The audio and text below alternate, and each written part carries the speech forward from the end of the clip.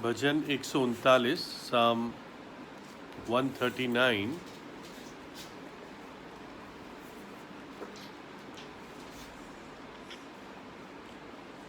और उसकी 23 और 24 आयत पढ़ लेंगे।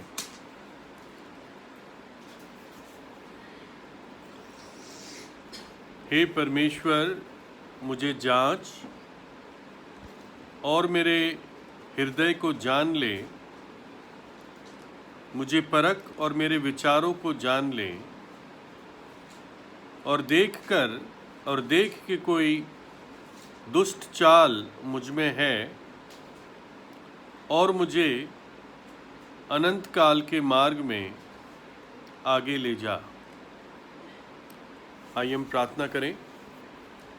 प्रभु जी, हम धन्यवाद देते हैं आपके वचन के लिए, और इस समय पर आप आशीष दीजिए और हमें आपके वचन से प्रभु हम सीख सकें। प्रभु यीशु के लहू में आप मुझे पवित्र करें, अंधकार की सारी ताकतों को यीशु के नाम से बांधिए, और प्रभु अपने पवित्र आत्मा की आज़ादी दीजिए। सहायता करें। आपका वचन जीवित है और प्रभु आत्मा है। हम प्रार्थना करते हैं, आप हमसे बातचीत कीजिए। धन्यवाद देते हैं। प्रार्थना प्रभु यीशु के नाम में मांगते हैं, आमीन।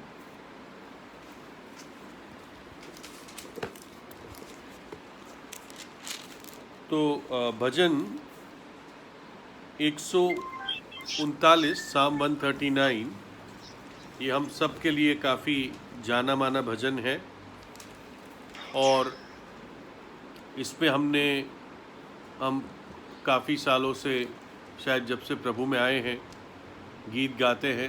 हे यहोवा, तूने मुझको जांच कर जान लिया है। और ये भजन प्रभु के विशेषकर 3 गुणों को हमारे सामने लाता है। भाई मार्टिन पहले संदेश में भाई ने जिक्र किया था कि परमेश्वर सर्वज्ञानी और सर्वव्यापी और सर्वसामर्थी है, और ये तीनों बातें हम इस भजन में देखते हैं। किसी ने कहा है, भाई विलियम मैकडॉनल्ड कहते हैं कि परमेश्वर इतना महान है कि कोई ऐसी चीज़ नहीं है जो वो नहीं जानता है, कोई ऐसी जगह नहीं है जो वहाँ पर मौजूद नहीं है, और कोई ऐसी चीज़ है जो वो कर नहीं सकता। मतलब सामर्थ्य के रूप में हम जानते हैं परमेश्वर पाप कभी नहीं कर सकता, लेकिन वो सर्वज्ञानी है। कोई भी ऐसी चीज़ नहीं है जो वो नहीं जानता।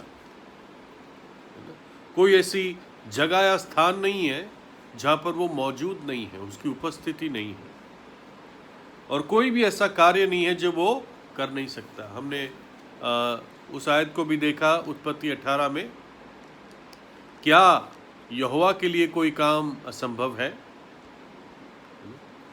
और अगर लोग ऐसे परमेश्वर का दुश्मन बनने के लिए चुनते हैं, तो जो उनका भाग होगा वो उसके योग्य है। मतलब वो सही भुगतेंगे फिर। और यही इस भजन का निचोड़ है।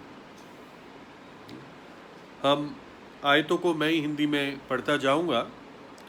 हम पढ़ते हैं पहली 2 आयत में, हे यहोवा, तूने मुझे जांच कर जान लिया है, तू मेरा उठना बैठना जानता है, और मेरे विचारों को दूर ही से जान लेता है, या जैसे हिंदी में लिखा है, समझ लेता है। परमेश्वर दुनिया के हर एक व्यक्ति को जानता है। भजन 87 में लिखा है कि जब भी कोई बच्चा इस पृथ्वी पर जन्म लेता है तो लिखा है कि the lord writeth up the people, उसकी गिनती जीवन की पुस्तक में लिखी जाती है। सिर्फ जब एक व्यक्ति पाप में मरता है तब जीवन की पुस्तक से उसका नाम काट दिया जाता है। यानी प्रभु सारे लोगों को, हर एक व्यक्ति को प्रभु जानता है। मत्ती 10:29 में प्रभु यीशु मसीह ने कहा, क्या एक पैसे में 2 गरैया नहीं बिकती? तो भी तुम्हारे पिता की इच्छा के बिना उनमें से एक भी भूमि पर नहीं गिरती। एक स्पैरो भी, एक चिड़िया भी बिना पिता के ज्ञान के भूमि पर नहीं गिरती। यानी प्रभु हर एक चिड़िया को जानता है। ना केवल चिड़िया को यानी गौरैया को, परंतु भजन 50 में लिखा है 11 में, पहाड़ों के सब पक्षियों को मैं जानता हूँ। सब पक्षियों को, पहाड़ों के, है ना। नॉर्मल शहर में जो पक्षी होते हैं, कौवा, कबूतर, तोता, ये तो हम लोग भी जानते हैं, लेकिन पहाड़ों, जंगलों के जो पक्षी है वो एक एक प्रभु जानता है। क्यों? क्योंकि वो सृष्टि करता है। आपको मालूम है, जब पतरस ने जल्दीबाजी में टैक्स के बारे में बोल दिया था तो प्रभु ने उसको क्या कहा कि तू जा और जो पहली मछली पकड़ेगा उसके मुंह से क्या निकलेगा? एक चांदी का सिक्का निकलेगा। यानी प्रभु जानता था कि जब पतरस वहां पहुंचेगा और जो मछली वहां से आएगी, या प्रभु ने उस मछली को इस तरह से डाइवर्ट किया कि पतरस को वो पैसे का सिक्का मिल सके। प्रभु हर एक मुर्गे को जानता है, किस मुर्गे की बांग प्रभु को बुलवानी थी ताकि पतरस को पश्चाताप का मन दे।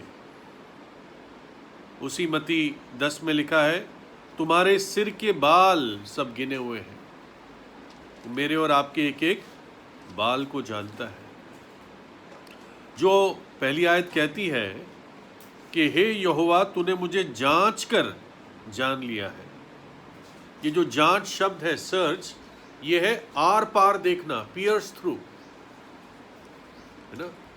प्रकाशित वाक्य में प्रभु यीशु मसीह की आंखें हम देखते हैं कैसी है, वो ज्वालामय आंखें हैं, आर पार देख लेती हैं। और ज़्यादातर बार हम जब जांचने की बात करते हैं कि प्रभु मुझे जांच, तो हम यही सोचते हैं प्रभु मेरी बुराई को देख, कोई बुराई है तो नहीं, कोई ऐसी बात तो नहीं है।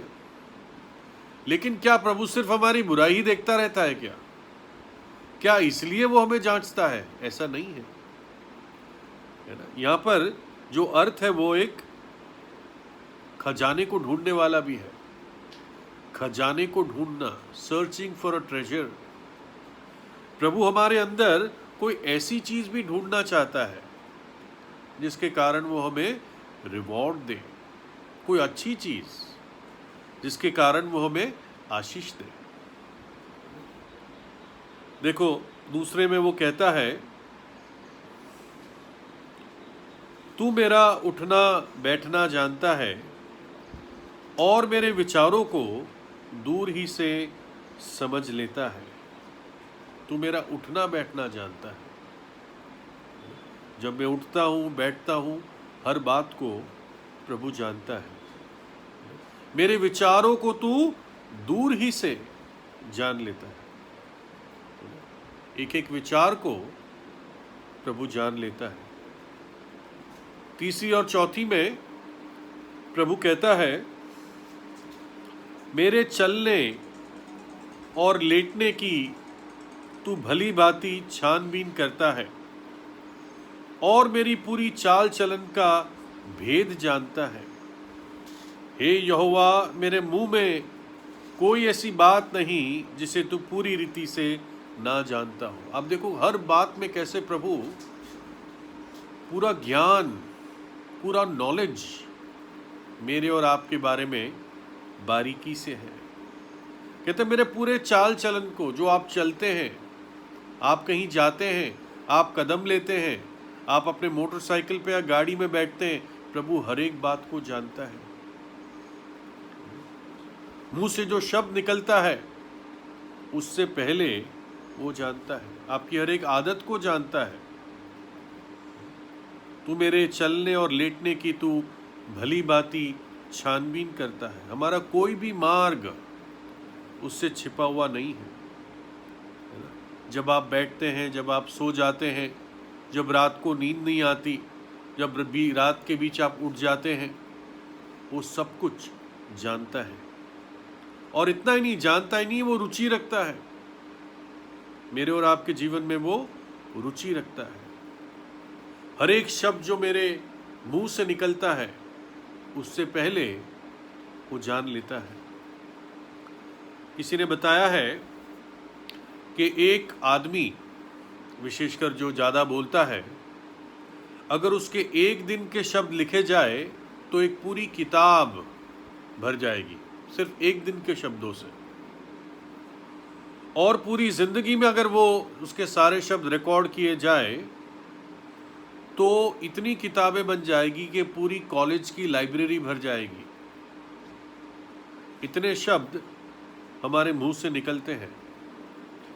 इसलिए प्रभु यीशु मसीह ने कहा कि हर एक आइडल वर्ड, हर एक बेकार का शब्द जो मनुष्य बोलेगा, न्याय के दिन उसका हिसाब देगा।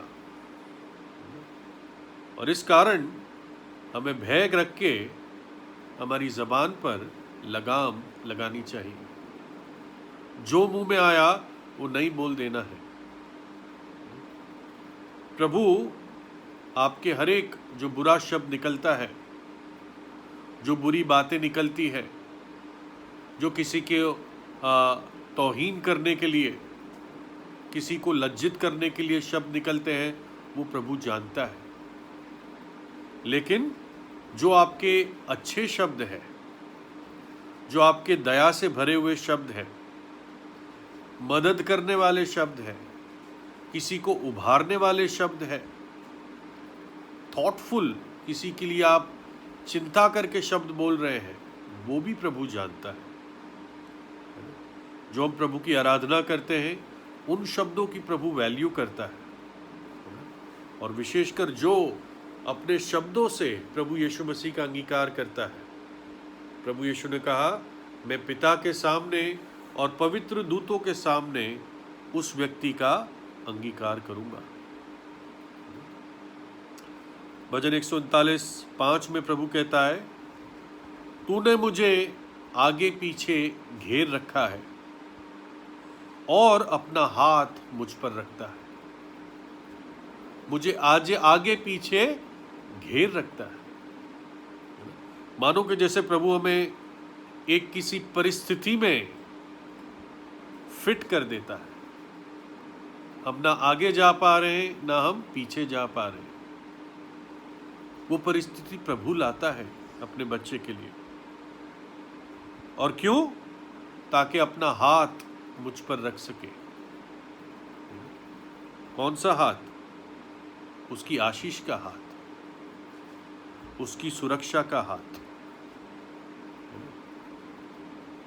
जैसे कोई कहता है ना, भाई उस भाई का हाथ उस भाई पे है, या उस नेता का हाथ उस व्यक्ति पे है। किसका भी हाथ किस पे भी हो, कोई परवाह नहीं है आपको, है ना। आप इस बात से खुश रहें कि यहोवा का हाथ आपके सिर पर है। 6 आयत में वो कहता है, ये ज्ञान मेरे लिए बहुत अद्भुत है, मेरी समझ से बाहर है ये ज्ञान, कि प्रभु तू इतना गहरी रीति से मुझे जानता है।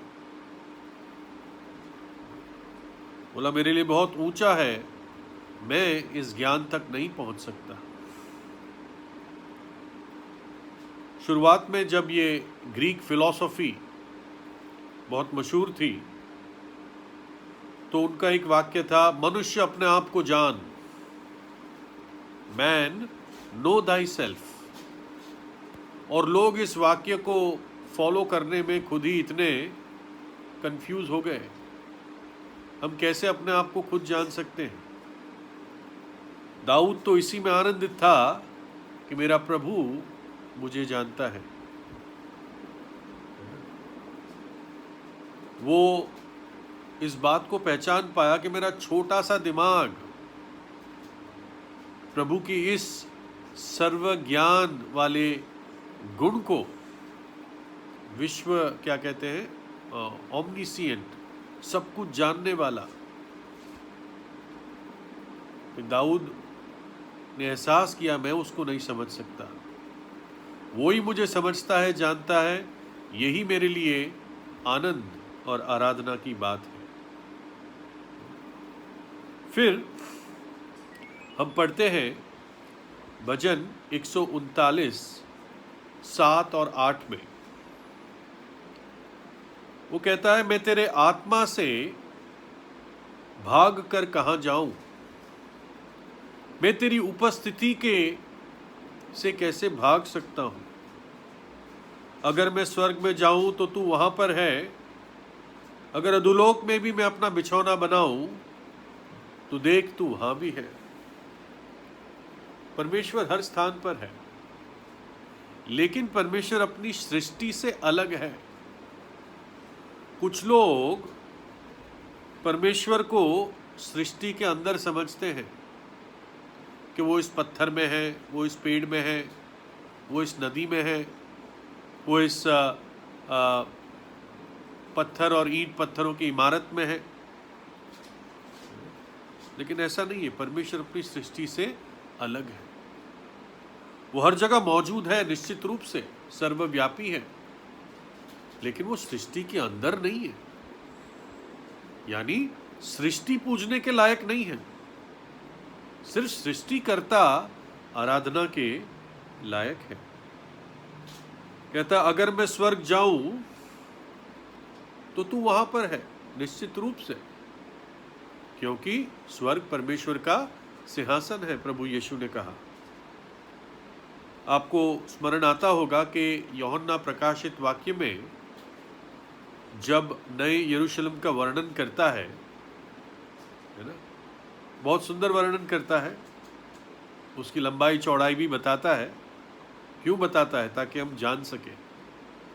लेकिन वो कहता है कि उसके हर द्वार पर मोती है, सोने की सड़कें हैं, और जो बुनियादें हैं वो हर एक बहुमूल्य पत्थर है, 12 बुनियाद है,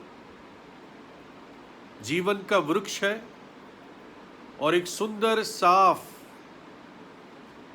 जीवन के जल की नदी है।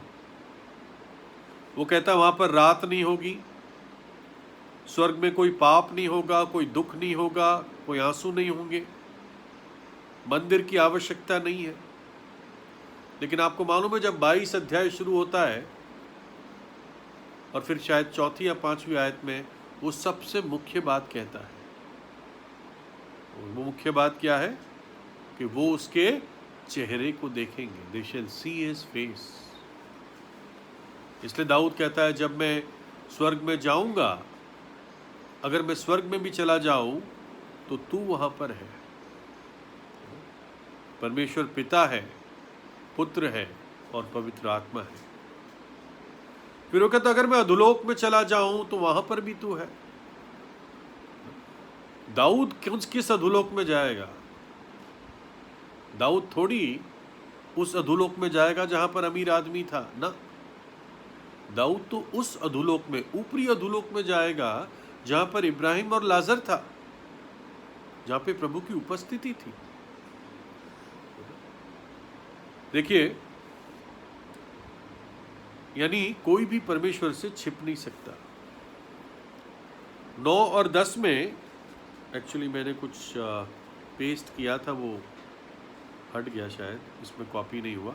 मुझे 1 मिनट देना आप, ताकि मैं हिंदी निकाल लूँ, नहीं तो मैं अपना ही अनुवाद करता जाऊंगा। भजन 139 9 और 10।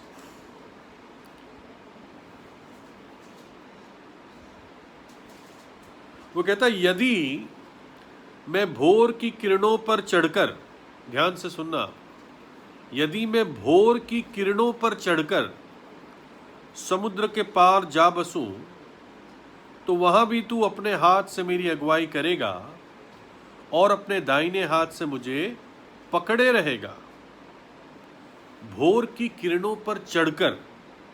समझ रहे हो आप? दाऊद यहाँ पर पवित्र आत्मा दाऊद के द्वारा बहुत बड़ी बात कह रहा है। भोर की, इंग्लिश में तो लिखा है विंग्स ऑफ द मॉर्निंग, सुबह सुबह के पंख। सुबह कैसे पता चलती है? जब रोशनी हमारे आंख में आती है।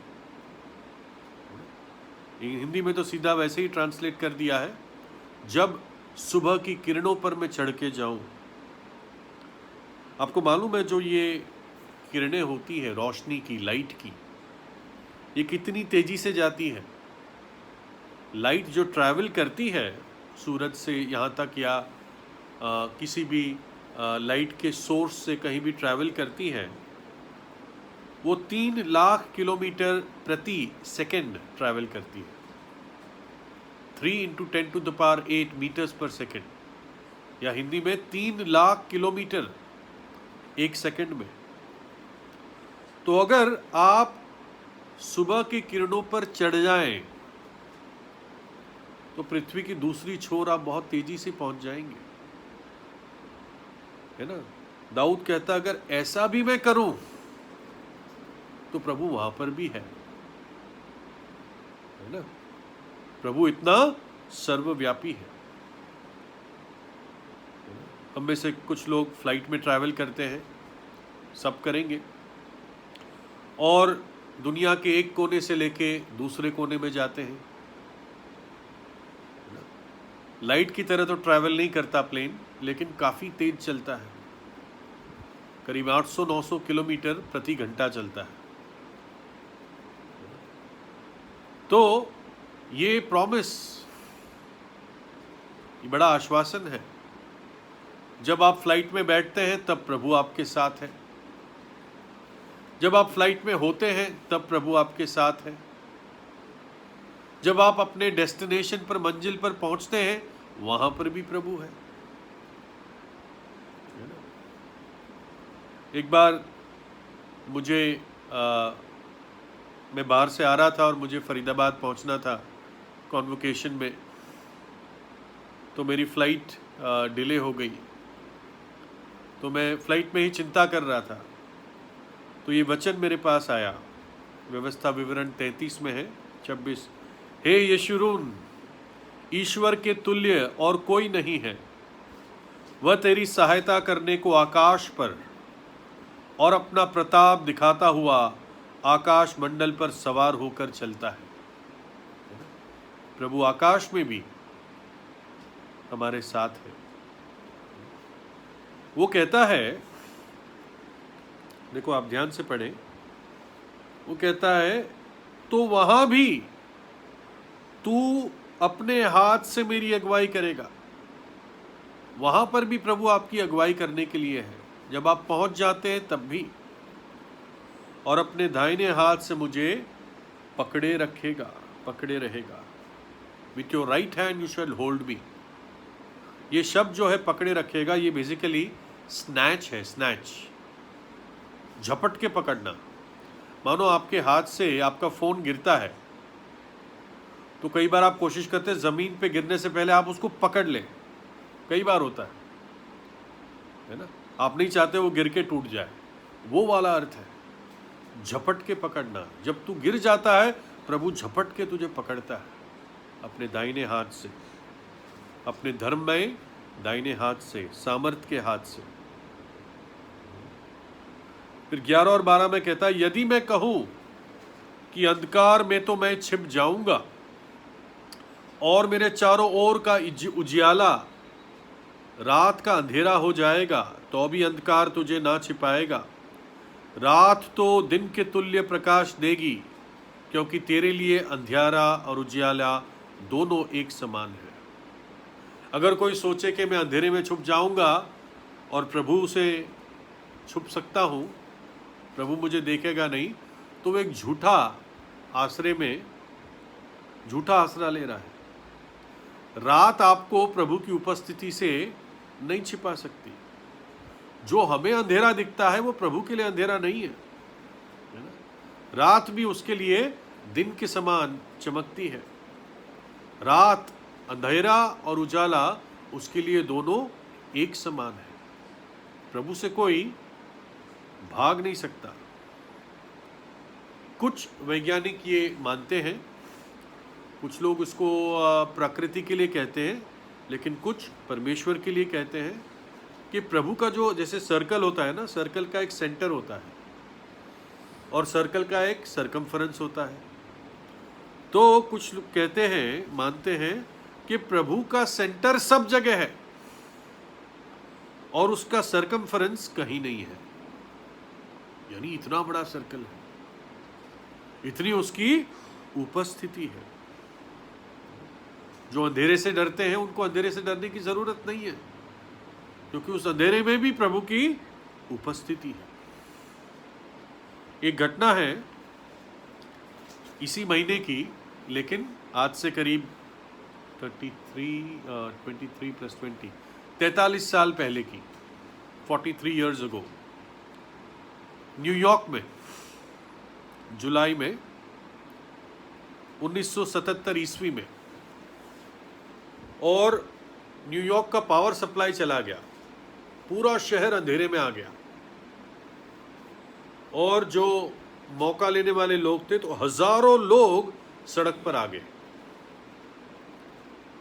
पुरुषों, स्त्रियों, बच्चे, लड़के, लड़कियां, सब हजारों, मैं नहीं कहता हूं पूरा न्यूयॉर्क, लेकिन हजारों लोग आए और उन्होंने दुकानें तोड़ी, शीशे तोड़े, जो कुछ चुरा सकते थे चुरा के ले गए।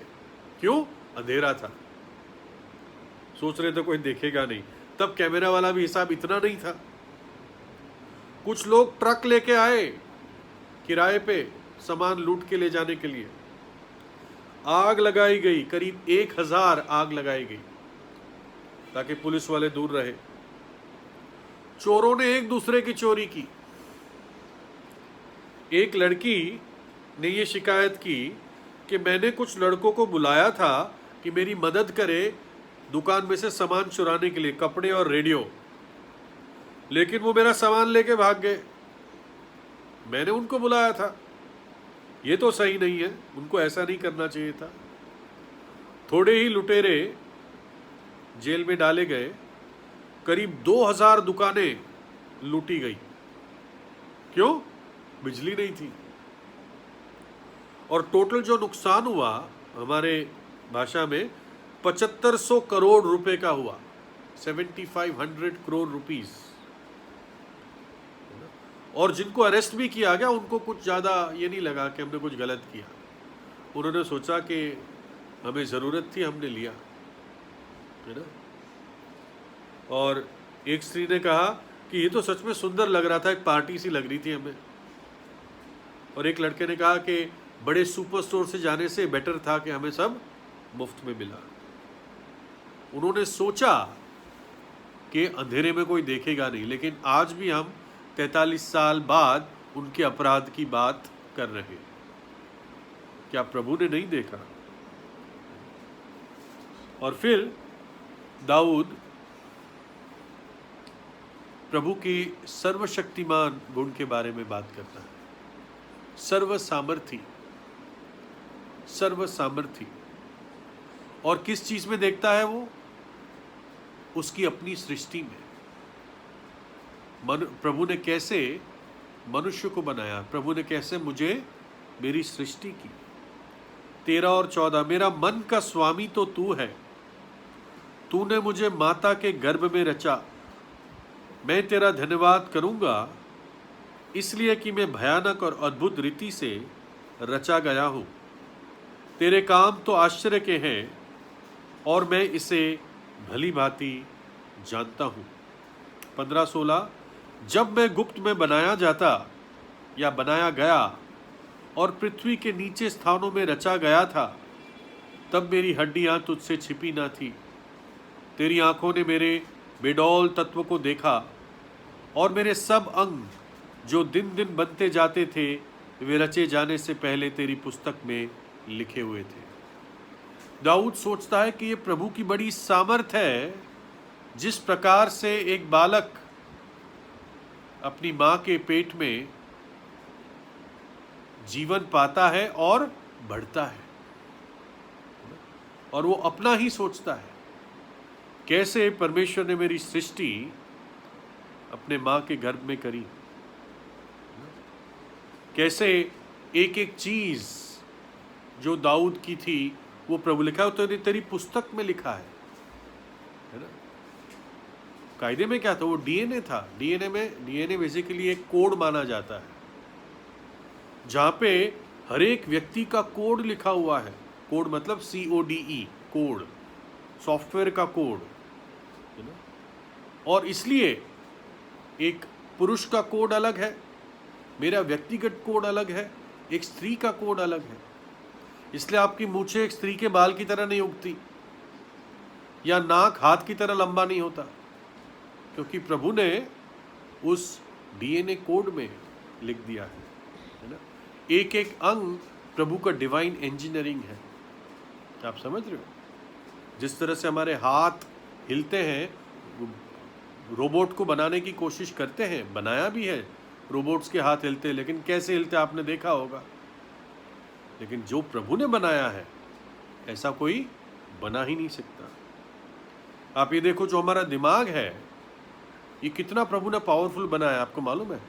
क्या कोई कंप्यूटर है जो सुगंध को स्टोर कर सकता है? जो सुगंध समझते हैं ना आप, किसी चीज की सुगंध या गंध, है ना। लेकिन हमारा ब्रेन सुगंध को स्टोर करता है। मुझे याद है जब मेरी मम्मी पूरन पोली बनाती थी, तो मुझे याद आता है उसका टेस्ट कैसा था, उसका सुगंध कैसी थी। ये हमारा ब्रेन स्टोर करता है, आपका ब्रेन स्टोर करता है। कैसे तथ्यों को, आवाज़ों को, सुगंध को, आंखें देखी चीज़ों को, छूने को, दर्द को, ये सब ब्रेन रिकॉर्ड करता है और उसको रिकॉल कर सकता है। इतनी मेमोरी है, सालों सालों की मेमोरी। आप सोच नहीं सकते कितना जीबी। और गिनती कर सकता है दिमाग बैठे बैठे, कंप्यूटेशन कर सकता है, डिसीजन ले सकता है, प्रॉब्लम सॉल्व कर सकता है आपका दिमाग। आप समझ नहीं पाते कि आप ये सब कर रहे हैं ऑलरेडी। ये प्रभु ने छोटा सा कंप्यूटर दिया। इतना कंप्यूटर अभी तक फ़ोन में आने लगा है, लेकिन फिर भी वो वाले फीचर्स जो आपके कंप्यूटर में हैं किसी कंप्यूटर में नहीं है। वो कहता तूने मुझे रचा है ना।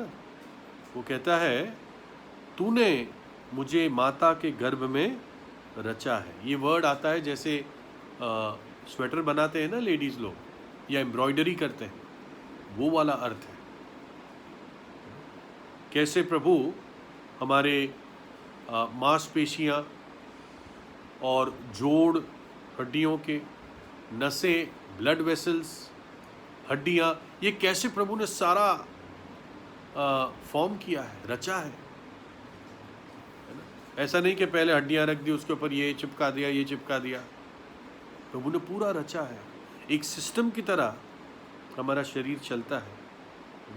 इसलिए दाऊद इस बात को देख के भौचक्का हो जाता है सोच के, प्रभु तेरी सामर्थ अद्भुत है। तूने मेरे लिए योजना मेरे जन्म से पहले बना दी। यिर्मयाह को कहता है कि मैंने तुझे माता के गर्भ में पड़ने से पहले चुन लिया था।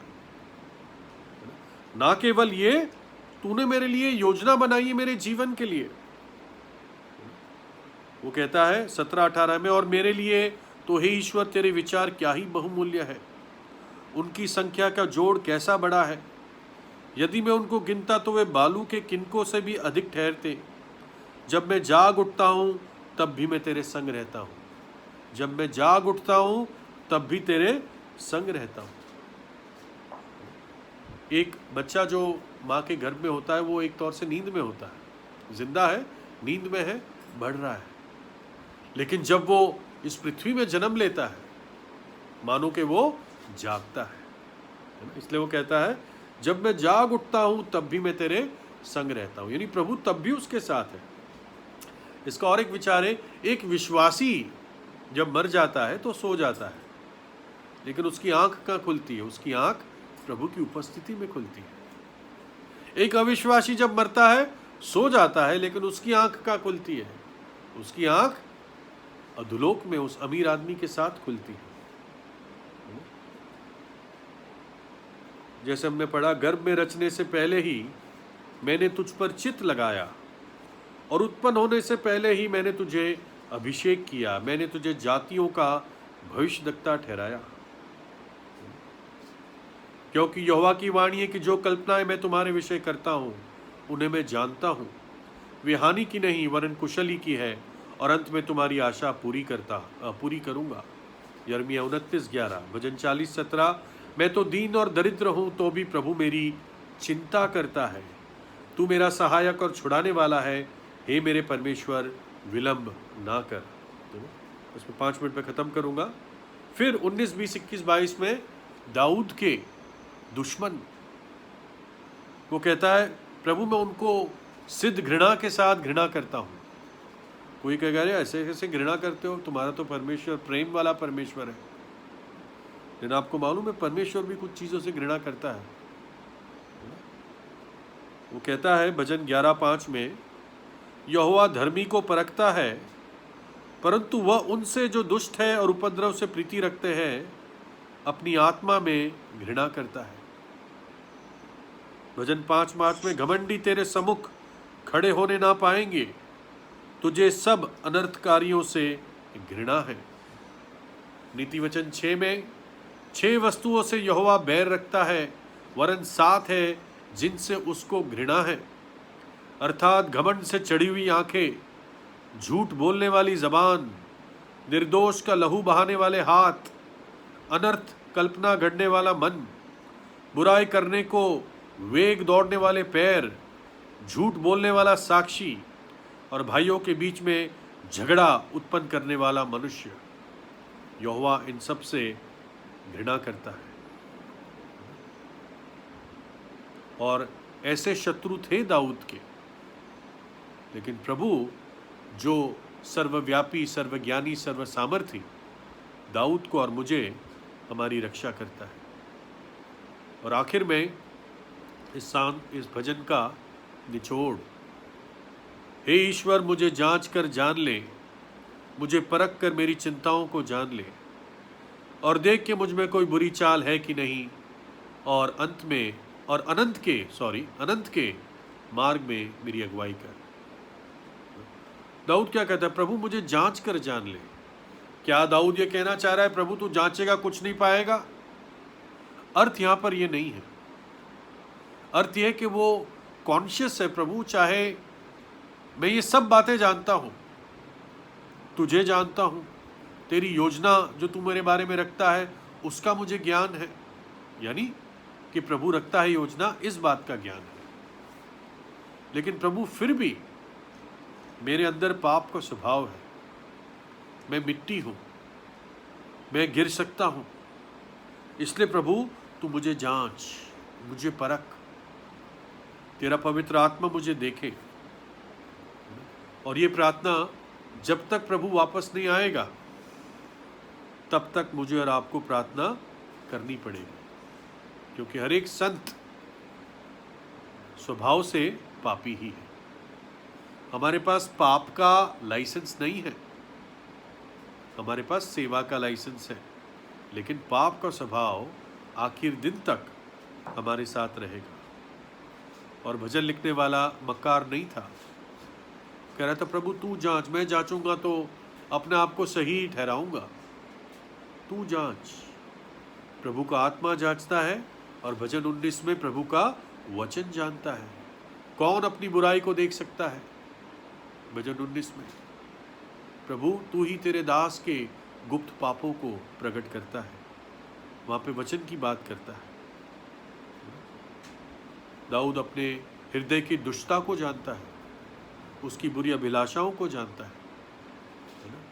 आप अपने हृदय में देखें, विश्वासी है, लेकिन कई बार कितनी शारीरिक बातें दिल में बसी रहती है। और वो जानता है एक कॉमन सेंस है, वो जानता है जब प्रभु सब कुछ जानता है, मेरे दिल की बात मैं कैसे छिपा सकता हूँ? प्रभु इसलिए तू जांच और परख और मुझे अनंत काल के मार्ग में आगे ले चल।